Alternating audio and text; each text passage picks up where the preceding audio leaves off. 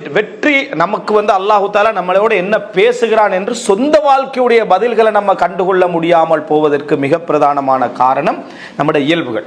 அதாவது அல்லாஹு தாலா மனிதனை படைச்சிக்கக்கூடிய அந்த இயல்பு, சுயநல ரீதியான சிந்தனைகள், விமர்சனங்கள்ல ஏற்றுக்கொள்ள முடியாத இயல்பான தன்மைகள், எவ்வளவு பெரிய உயர்வானவனாக இருந்தாலும் அந்த தன்மைகள். மூணாவது, பாராட்டை அதிகமாக விரும்புதல்.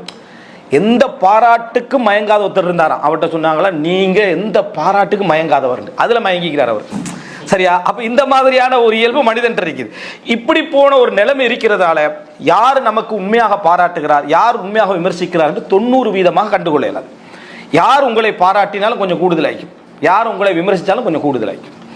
அதுல மனிதனுக்கு அளவாக என்ன செய்ய முடியாது. அப்ப நம்மளே பாராட்டிக்கிறது எப்படி இருக்கு, டபுளா இருக்கு அதை விட.